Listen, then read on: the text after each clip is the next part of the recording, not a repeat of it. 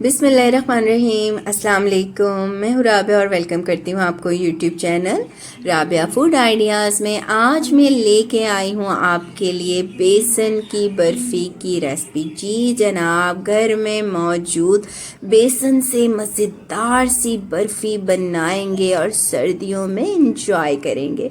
तो चलिए स्टार्ट करते हैं। बिस्मिल्लाहिर्रहमानिर्रहीम। सबसे पहले तो पैन ले लेंगे जिसमें हमने बर्फ़ी को सेट करना है। यहाँ पे स्क्वायर शेप का मोल्ड ले लिया है। ऑयल एंड ब्रश की मदद से ग्रीस कर लूँगी। बटर पेपर लगा लें, बटर पेपर नहीं है तो इस तरह आप सिंपल पेपर भी कट करके लगा सकते हैं। अब दोबारा से इसके ऊपर मैं ऑयल एंड ब्रश से ग्रीसिंग कर लूँगी। तो ये हमारा पैन रेडी हो गया है। इसे रखेंगे साइड पे और कुकिंग करेंगे बर्फ़ी की। फ्राइंग पैन लिया, फ्लेम ऑन किया, आधा कप घी शामिल किया है।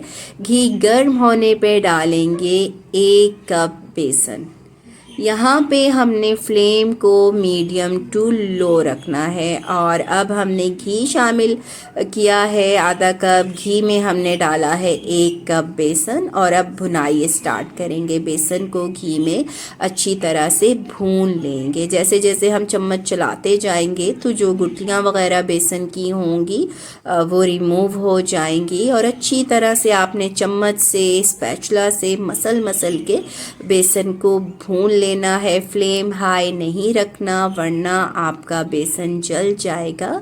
तो 10 से 12 मिनट लगेंगे बेसन की भुनाई करने में। प्यारी सी जब खुशबू आने लगेगी, कच्चापन दूर हो जाएगा बेसन का, तो हमने चम्मच या स्पैचुला स्टॉप कर देना है। तो ये देखें, अच्छे से मैंने इसे भून लिया था यूँ मसल के। अब हम इसमें डालेंगे 1/3 कप मिल्क पाउडर, जिससे हमारी बर्फ़ी का जायका ज़बरदस्त सा आएगा। तो मिल्क पाउडर हमने शामिल किया है और मिल्क पाउडर डालते वक्त हम फ्लेम बिल्कुल लो रखेंगे। दम वाली फ्लेम हमने रखनी है यहाँ पे।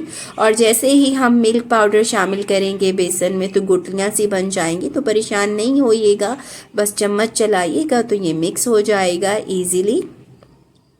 तो ये देखें, मैं चम्मच चला रही हूँ तो आसानी से मिल्क पाउडर बेसन में मिक्स हो चुका है और इस तरह की शक्ल आ गई है। और आपने यूँ यहाँ पर भी भुनाई करनी है 4 से 5 मिनट के लिए। अच्छी तरह से इसे भून लेंगे। जब ये भुन जाएगा, मिक्स हो जाएगा तो इसे साइड पे रखेंगे। अब सिरप बनाते हैं, शीरा बनाते हैं। सॉस पैन लिया, 1 कप चीनी शामिल की, 1 कप ही पानी शामिल करेंगे। फ्लेम को हम हाई टू मीडियम रखेंगे और चीनी को डिज़ोल्व कर लेंगे, पानी में मिक्स कर लेंगे। तो ये देखें, चीनी अच्छे से घुल चुकी है। यहाँ पे 10 से 12 मिनट के लिए शीरा आपने पकाना है। इतना पकाना है कि पानी जो हमने डाला था वो 1/3 कप रह जाए या फिर आधा कप रह जाए। ये देखें, हाथों से हम देख रहे हैं इस तरह।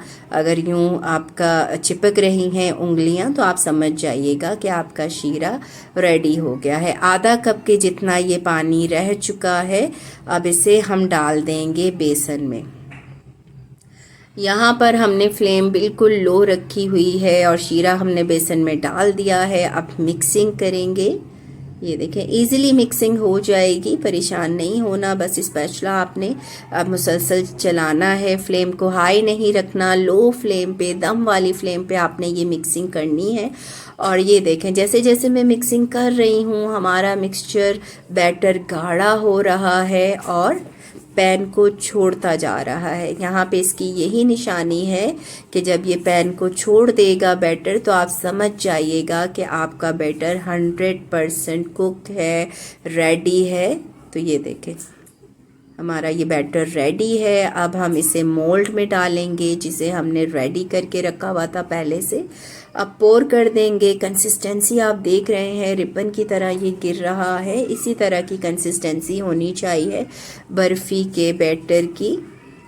तो सारा मैंने यहाँ पे पोर कर दिया है। स्पैचुला से सेट कर लेंगे, हमवार कर लेंगे अच्छी तरह से।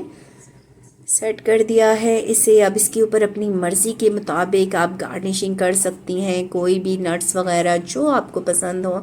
मुझे बादाम पसंद हैं तो मैंने बादाम कट करके डाले हैं। बादाम डाल के हल्का सा प्रेस करेंगे ताकि अच्छे से ये चिपक जाए।